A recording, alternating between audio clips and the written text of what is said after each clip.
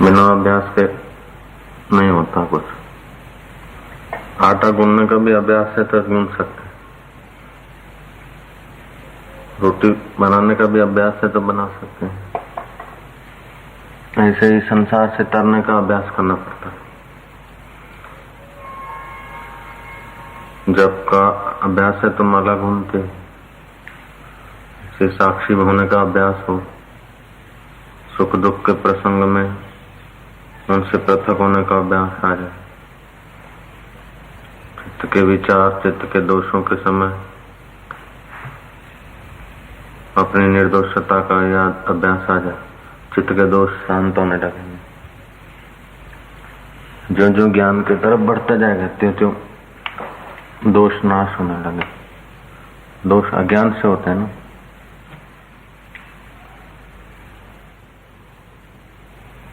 दोष सब अज्ञान से होते हैं।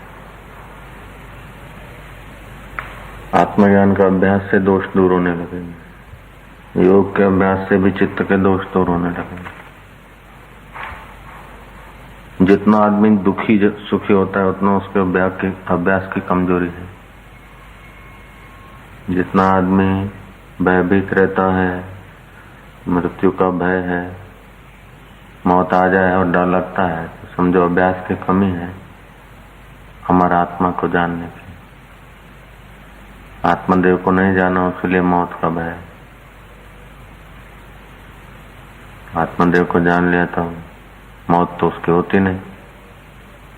और शरीर को डरा डरा के रखो तभी भी हो तो एक दिन तो मरेगा। तो अविद्या है, अज्ञान है, आत्मा का ज्ञान नहीं हुआ। आत्मा का ज्ञान के लिए अभ्यास है। बिना अभ्यास के कोई चीज सिद्ध नहीं होती। वो अभ्यास में वैराग चाहिए। अंदर वैराग्य नहीं है तो आदमी जो भी काम करेगा, सेवा करेगा तो भी स्वामी को भोगी बनाए। वैराग्य नहीं ना, और बिना अभ्यास और वैराग्य के ज्ञान जमता नहीं, टिकता नहीं। अभ्यास न कौन्तेय वैरागेण गृह्यते।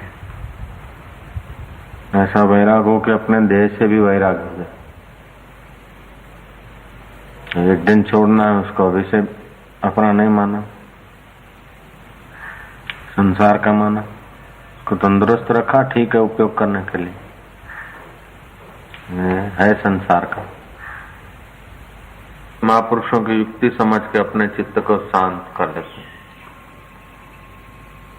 उनको तत्व ज्ञान में फिर देरी नहीं लगती बुद्धिमानों को। राग और द्वेष से बुद्धि दुर्बल हो जाती। राग द्वेष जितना कम होगा उतना बुद्धि बढ़िया होगी। एक चितेरे ने फर्स्ट क्लास चित्र बनाया, 6 महीना तक बनाया, पूरी कारीगरी लगाई अपने, जाके अपने मास्टर को दिखाया, गुरु को।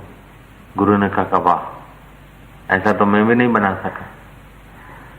वो रोने लगा लड़का। बोले क्यों रोता है? जब अब मेरे कृत्य से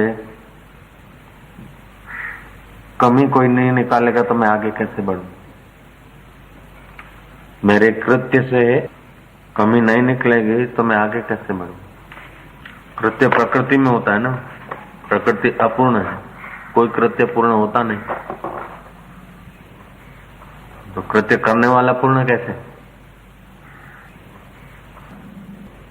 कहने का तात्पर्य है कि जो ऊंचा उठाना चाहते हैं ना, हम ऑफिसों में इधर उधर होता है ना, तो क्या तुमने बढ़िया बढ़िया क्या लिखा है, तुम्हारा हिसाब बढ़िया अप टू डेट कौन सा है, ऐसा थोड़े ऑडिटर देखेगा। गलती कहाँ है? ऑडिट का मतलब है गलती कहाँ है, कमी क्या है। ऐसे अपने जीवन में जो कमी है उसको देखो, दिखेगी तब जब तुम्हारे से दूर होगी। अब तुम देखोगे नहीं तो तुम्हारे में बैठ जाएगी। तुम देखोगे तो तुम्हारे से दूर हो जाएगी, दूर होगी तभी दिखेगी। तो फिर अपने में मानो नहीं उसको, ये मेरे में नहीं है, ये जो कमी दिख रही है मेरे में नहीं, ये चित्त में है। चित्त का मैं दृष्टा हूं, साक्षी हूं। ओम आनंद। आप इस प्रकार का अभ्यास बनाओ, कमियां भी निकलती जाएगी, आत्मज्ञान भी होता जाएगा। युक्ति है। जब तक आत्मज्ञान नहीं होता तब तक दृष्टि का भी, वाणी का, कान का संयम करना चाहिए। चित्त से ब्रह्मचर्य के विरुद्ध कोई फुरना उठा तो उसी वक्त पतन होना शुरू हो जाता है, तन का, मन का।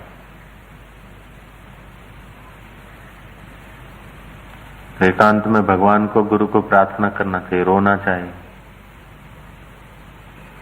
कि मैं ऐसा अभागा हो रहा हूं, मेरे चित्त में ऐसे दोष हो रहे हैं। हृदय पूर्वक जब तक प्रायश्चित या प्रार्थना नहीं होती तब तक भीतर से दोष निकलते भी नहीं। गुरु या पिता दोष निकालने को करे, लेकिन आदमी स्वयं जब तक उसमें डटता नहीं अपने दोष निकालने, तब तक गुरु और पिता का भी उपदेश 100% फायदा नहीं करता। हम लोग दोष छुपाते हैं, दोष को पोषते हैं। हम लोग दोष को छुपावे नहीं, दोष को पोषे नहीं, दोषों से पृथक। ब्रह्म परमात्मा निर्दोष है, हम भी पृथक होंगे तो निर्दोष होंगे, और उसमें उनको छुपाएंगे तो अपने में भरेंगे। कोई चीज छुपाने के लिए क्या करना पड़ता है? अपने घर में रखनी पड़ती है ना। छुपाते तो क्या हो, अपने घर में रखते हो, ऐसे कोने में रखते हो कि घर में नहीं रहती, दिमाग में रह जाती। फलानी जगह वस्तु डांटी थी, गाड़ दिया, दिमाग में ही भर दिया। ऐसे ही दोषों को छुपाने से दोष दिमाग में आ जाते हैं। अपने शरीर में तो होते हैं, फिर मन शरीर में घुस जाते हैं, और भी पक्के छुपाते जाएं और करते जाएं तो कारण शरीर में घुस जाते हैं, और वो कई जन्मों तक भटकाते हैं। वृद्धावस्था आएगी ना, कोई थूकेगा भी नहीं। जुआनी में भगवत प्राप्ति कर लिया तो ठीक है, नहीं तो बुढ़ापे में तो कोई सामने हमारे देखेगा भी नहीं।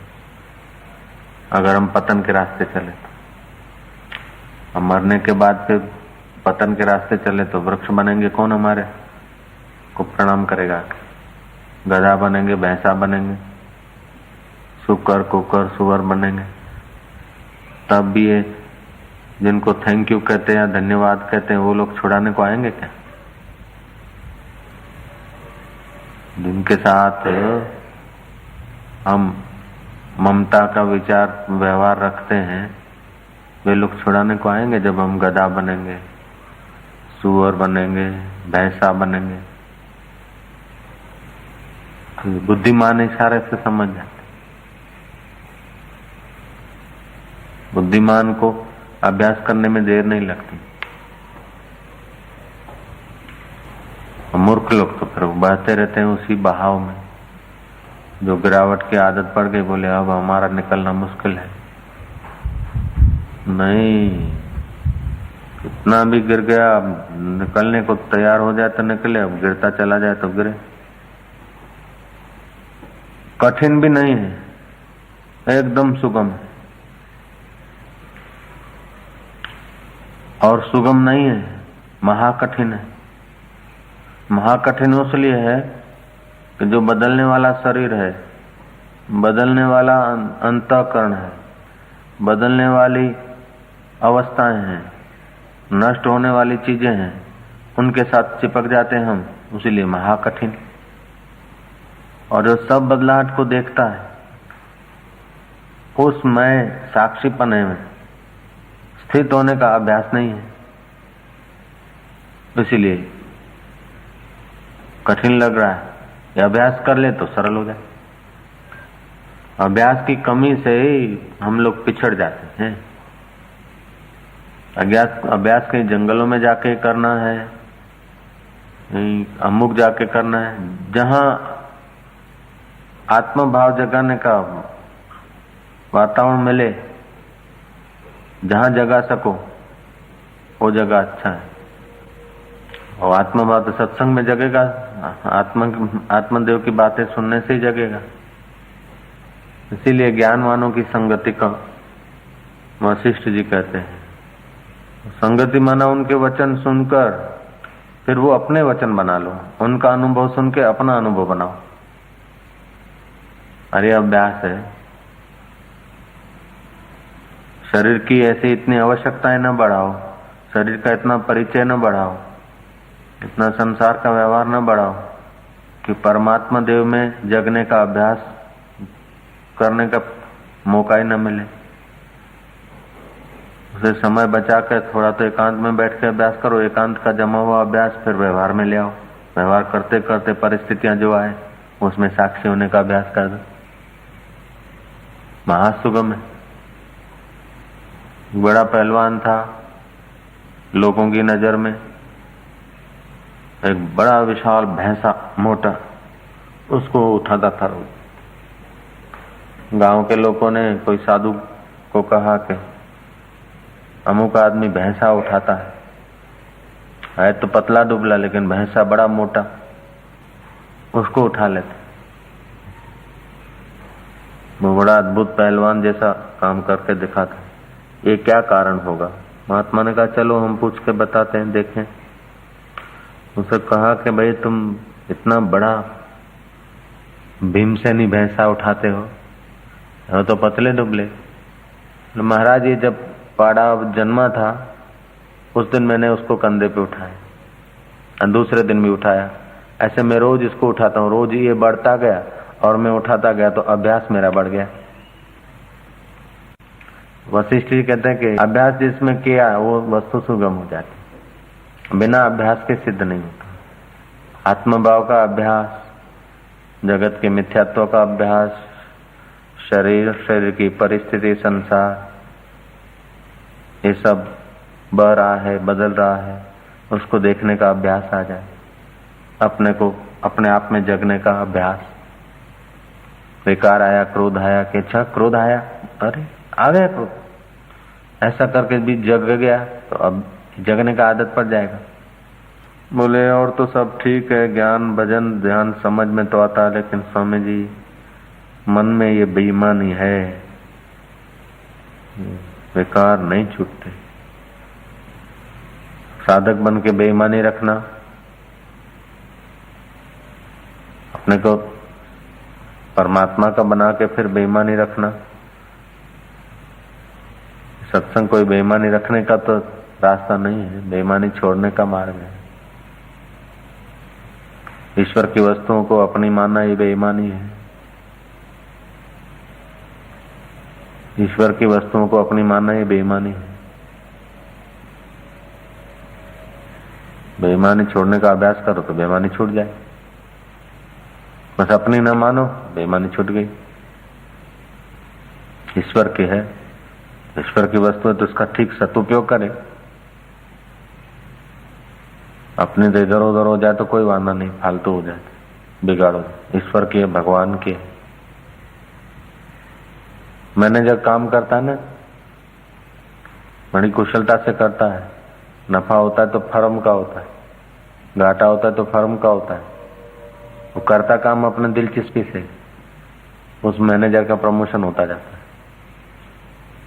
है। फर्म के नफे और घाटे से उसको उतना राग द्वेष नहीं होता। ऐसे ही शरीर की अनुकूलता प्रतिकूलता से, परिस्थितियों की अनुकूलता प्रतिकूलता से अपने को राग द्वेष नहीं होना चाहिए। शरीर भी एक कंपनी है, फर्म है। इसको खिलाओ पिलाओ चलाओ संभालो, तंदुरुस्त रखो, होशियार बनाओ, कुशल बनाओ, कंपनी का विकास करो। लेकिन मैनेजर बन गए।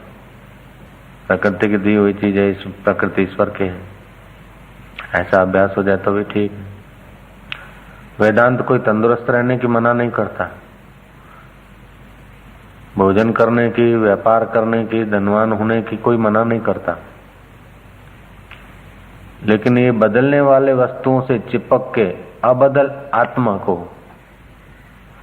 अबदल अपने स्वरूप को भूलकर जन्म मरण के दुखों में जाने की बेवकूफी वेदांत सहन नहीं करता, वो छुड़ाने की कोशिश करता। तुम्हारे मनुष्य जन्म का कितना बड़ा मूल्य है वो वेदांत समझाता है। वेदांत की बातें समझकर, ज्ञान की, भक्ति की, योग की बातें समझकर उनका अभ्यास किया जाए। भक्ति, योग, ज्ञान वहीं ले जाएंगे जहाँ ईश्वर चाहते हैं। ईश्वर हमारा कभी अहित नहीं कर सकते हैं। जैसे माँ बच्चे का अहित नहीं सोच सकती, कर नहीं सकती, ऐसे परमात्मा तो परम माई बाप है, वो हमारा अहित नहीं करते। ईश्वर तो चाहते हैं हमें जगाना, इसीलिए हमको मनुष्य जन्म दिया। कीट, पतंग, पशु आत्मज्ञान के अधिकारी नहीं है, भगवत प्राप्ति के। देव, गंधर्व वे अधिकारी नहीं, उनको भी भगवत प्राप्ति करनी हो तो मनुष्य जन्म। तो अब मनुष्य ही तो अधिकारी है, और 84 लाख योनियां हैं, उसमें वो अधिकार नहीं है। मनुष्य जन्म में आत्मज्ञान पाने का, प्रभु की प्राप्ति करने का अधिकार है। तो भगवान ने तो अधिकारी बना दिया। भगवान तो तुम्हें मुक्त करना चाहते हैं, भगवान तो अपने स्वरूप का दर्शन तुम्हें कराना चाहते, तभी तो मनुष्य बनाया। 84 लाख योनियों को दूसरों को अधिकार नहीं है। देवताओं को भी अगर मोक्ष पाना है तो मनुष्य बनना पड़ेगा। दैत्य, असुरों को, राक्षसों को, भैंसा को या पेड़ को, पौधे को थोड़े साक्षात्कार होगा या भगवान की भक्ति होगी। मनुष्य है भगवत प्राप्ति का अधिकारी, तो भगवान के तरफ से तो हमको अधिकार मिल गया। भगवान के तरफ से तो हमको मुक्त होने का, भगवत प्राप्ति करने का अधिकार मिला है। जब इतर योनि अधिकारी नहीं है, इतर योनि को अधिकार नहीं है कि, और देवताओं को भी अगर मुक्ति चाहिए तो मनुष्य बनना पड़ेगा। देवता लोग भी मृत्यु लोक में मनुष्य बनकर साधन भजन करने की वांछा करते हैं, तब कोई ऐसे देवता आकर फिर भगवत प्राप्ति कर लेते हैं।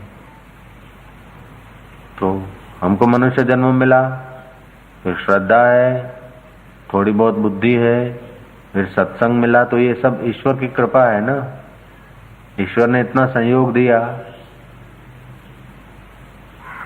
तो फिर हम डील क्यों करें? जब ईश्वर जो चाहते हैं तो हमारा भला ही चाहते हैं ना। ईश्वर हमारा कल्याण नहीं चाहते तो हमको भैंसा बना देते, गधा बना देते। ईश्वर हमारा कल्याण चाहते ना, उनकी नजर में हम जच गए हैं उनको, फिर क्यों हल्की बुद्धि करके नीचे गिरे, हल्के विचार करके नीचे गिरे।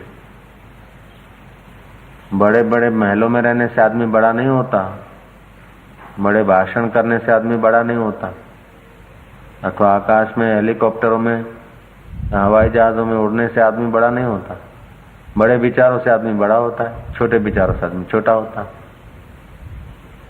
ब्रह्म के विचार करो, मैं कौन हूं, ये शरीर आखिर कब तक रहेगा, ये संबंध कब तक रहेंगे, मैं नित्य हूं, ये अनित्य है, मैं एक रस हूं, ये अवस्थाएं बदलने वाली हैं, मन भी बदलता है, बुद्धि के निर्णय भी बदलते हैं, मैं अबदल हूं, वो कौन हूं। सत्संग में सुना है कि अबदल तो आत्मा है, तो मैं वही हूं। ये बड़े विचार है। तो फिर अबदल में टिकने का अभ्यास करो, महान बन जाएगा। ऐसे महान ज्ञानवान, अलग अलग प्रारब्ध है, अलग अलग अपनी मौज है। कई ऐसे ज्ञानवान हैं जो कंदराव में बैठे समाधि कर लिया, स्वरूप को जान के उसमें भी शांति। कई ऐसे हैं कि लीला करते हैं, उपदेश करते हैं। कई ऐसे हैं विनोद करके जीवन बिताते हैं। कई पागलों का वेश धर के बैठे हैं। कई ऐसे ज्ञानवान हैं जो नित्य नियम जप तप कर्म करते हैं, वैसे व्यवस्थित, ताकि दूसरे लोग भी उधर की तरफ मुड़ जाएं। कईयों का ऐसा स्वाभाविक होता है। तो कई ज्ञानवान अपने अपने ढंग से बोध होने के बाद श्रेष्ठ जीवन यापन करते हैं। लेकिन स्वरूप में जग गए, एक बार परमात्मा का दर्शन हो गया, ज्ञान हो गया, फिर सारी प्रकृति, सारी परिस्थितियां उनके लिए खिलवाड़ मात्र हो जाती, विनोद मात्र हो जाती। आश्चर्य त्रिभुवन जयी। श्रुति कहते वो आश्चर्यकारक है। बाले बालवताम, युवे युवा, बच्चों में बच्चों जैसा, जवानों में जवान, गरीबों के साथ गरीब जैसा, अमीरों के साथ अमीर जैसा, लेकिन अंदर से समझता कि सब खेल है। अभ्यास करते तो आत्मज्ञान होना कोई कठिन नहीं है। अभ्यास के बल से ही तो मैं ब्राह्मण हूं, मैं वैश्य हूं, मैं क्षत्रिय हूं, मैं जीव हूं, मैं फलाने का बेटा हूं, मैं फलाना भाई हूं, ये सुन सुन के तो माना है। मारू नाम मंगूबा, मारू नाम अमथालाल, मारू नाम मफत लाल। अब मफत लाल क्या, बचपन में पढ़ा नाम मफत लाल, सुन सुन के पक्का हो गया। 100 आदमी सो रहे हैं, मफत लाल, ये भी तो अभ्यास से ही पढ़ा। जो भी नाम पढ़ा है, जो भी जिसका, ऐसे ही अपने आत्मा में जगने का अभ्यास करते हैं। ओम ओम ओम ओम। दुराचार, अश्रद्धा या फांका ऐसा दुर्गुण है कि उसमें सब योग्यता नाश हो जाती। अहंकार जो है फांका, ऐसा दुष्ट है कि उसमें सब सद्गुण नाश हो जाते। और श्रद्धा ऐसा सद्गुण है कि उसमें सब दुर्गुण बह जाते। श्रद्धा भी 3 प्रकार की होती है, सात्विकी, राजसी और तामसी। सात्विकी श्रद्धा एक बार हो गई नहीं दिखेगी, उसमें ज्ञान बढ़ जाएगा। के वचन सुनते ही गुरु के, जिसमें श्रद्धा है, श्रद्धा के वचन सुन के, श्रद्धेय के, समझो मेरे गुरुदेव में श्रद्धा है, सात्विक श्रद्धा है, तो उनका वचन सुनूंगा, बस मैं अपने जीवन को ऐसा ढाल दूंगा। ये सात्विक श्रद्धा ज्ञान पैदा कर देती। सात्विक श्रद्धा जिसमें करेंगे उसके सब गुण अपने में आ जाएंगे। भगवान विष्णु में श्रद्धा है तो भगवान विष्णु का जो सामर्थ्य है, जो अंतर्यामीपना है, वो अपने में आ जाएगा। भगवान विष्णु को अपने स्वरूप का बोध है, अपने को भी होने लगेगा, ऐसा गुरु मिल जाएगा। सात्विक श्रद्धा जो है एक बार हो गई तो हो गई, ज्ञान करा के छोड़ेगी। सात्विक श्रद्धा चाहे 1000 मुसीबत आ जाए, 1000 प्रतिकूलता आ जाए, श्रद्धेय व्यक्ति का बाह्य आचरण नहीं देखती, श्रद्धेय व्यक्ति के आदेश को। सात्विक श्रद्धा ऐसी है कि जिसमें हम श्रद्धा करते हैं उसके दोष नहीं दिखेंगे, उनका ज्ञान हमको हजम होगा, उनके प्रति फरियाद नहीं होगी। मेरी सात्विक श्रद्धा है जिसमें, तो उसके प्रति मेरे दिल में फरियाद नहीं होगी। जैसे सुदामा सात्विक श्रद्धा थी, वो कृष्ण ने दुशाला छीन लिया, नंगे पैर रवाना कर दिया, खाने को कुछ था नहीं, मांगने को आया, एक कोड़ी भी नहीं दिया श्री कृष्ण ने, जो दुशाला दिया था वो भी वापस ले लिया। तभी भी सुदामा कहता कि भगवान कितने दयालु, साथ में पढ़े थे, मेरे मित्र हैं, मेरे मित्र कितने दयालु हैं प्रभु। मैंने मांगा धन संपत्ति रोजी रोटी, लेकिन कहीं रोजी रोटी के मोह में फंस न जाऊं, इसलिए मेरे को कुछ नहीं दिया। कितनी दया किया, बड़े अच्छे। ये सात्विक श्रद्धा है। और जब घर पहुंचते हैं तो सुशीला सज धज कर महारानी जैसी होकर आ रही है दासियों के साथ। पूछते हैं कि ये तो कैसे बदल गई, एकदम झोपड़ी की जगह पर महल। सुशीला ने कहा तुमने वहां प्रार्थना करा और भगवान ने यहाँ रिद्धि सिद्धियों की सब लीला करके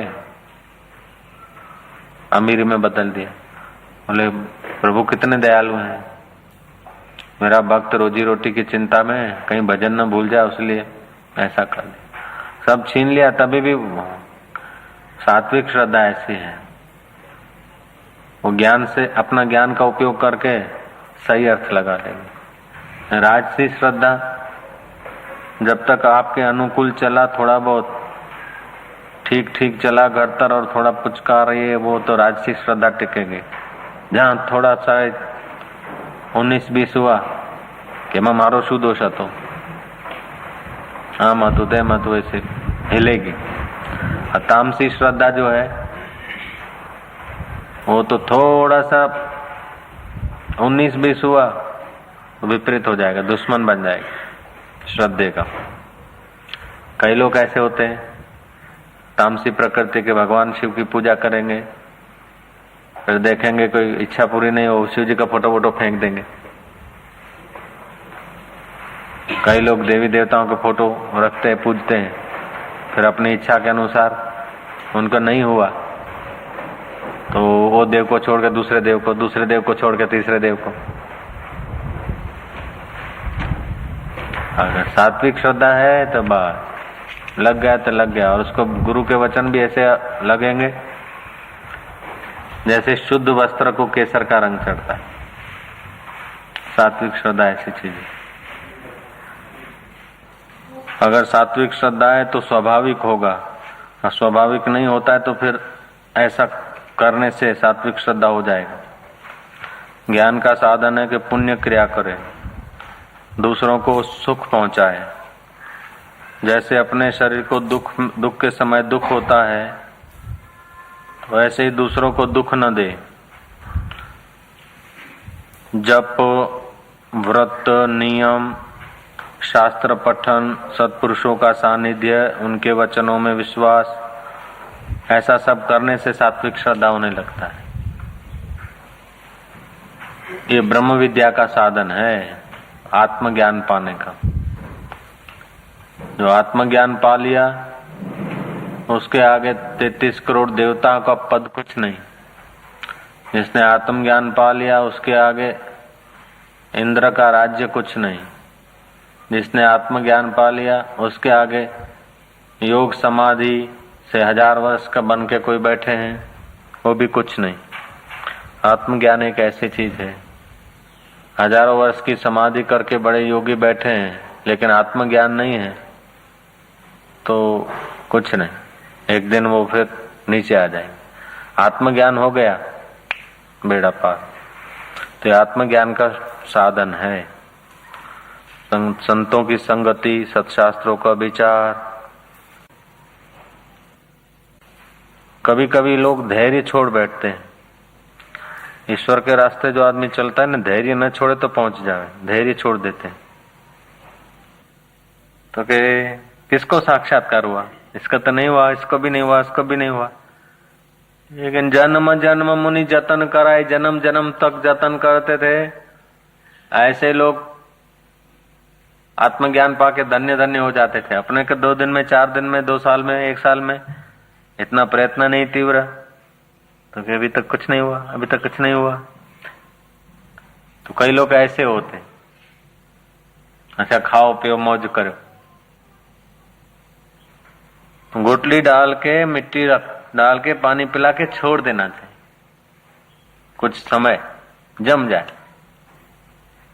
अब गुटली डालना क्या है कि ब्रह्म ज्ञान का सत्संग महापुरुषों से सुन के हृदय में रख देना चाहिए। सत्संग सुन के ओ आए हो वो बंदर जैसा, फिर गोटली रख के मिट्टी डाला और फिर निकाले तुरंत। गुटली डाल के छोड़ देना चाहिए। ऐसे ही संस्कार डाल के उसको रख देने चाहिए। संस्कार फिर खुले नहीं। जो सुना है ज्ञान का संस्कार उसको जमाना चाहिए, फिर उसको पानी पिलाना चाहिए। नित्य सत्संग करते रहना, ये पानी पिलाना है। सत्संग, सेवा, परोपकार, ये उसको पानी पिलाना है। गुटली में से छोड़ होता है लेकिन जानवर खा जाए तो आम नहीं मिलेगा। उसकी रक्षा करना। रक्षा करना क्या है कि गधा खा न जावे, बकरी उसको चर न जावे, भैंस उसको लपका न मार दे, ऊंट उसको पैर से कुचल न दे। इसके लिए वाड़ करनी पड़ती। जानवर आवे नहीं। खेती में वाड़ करते ना, नहीं करो तो सफाया। ऐसे ये ब्रह्म ज्ञान की खेती में वाड़ करने के लिए अहंकार तो नहीं घुसता, गधा, दुष्चरित्र विकार तो नहीं घुसते, पापाचरण तो नहीं घुसता, नहीं तो ये पौधा खा जाएगा। उसकी रक्षा करनी पड़ती। जैसे पौधे की रक्षा के लिए वाड़ है और जानवरों से बचा हुआ है, ऐसे इसमें खबरदारी की, विवेक की वाड़ बनानी पड़ती है कि लोभ मोह विकार वाहवाही ये कहीं हमारा पौधा उखेड़ तो नहीं देगी। मान पुड़ी है जहर की खाए सो मर जाए। कोई मान में गिरते हैं, कोई काम में गिरते हैं, कोई लोभ में गिरते हैं, कोई मोह में गिरते हैं। तो ये सब जानवर हैं।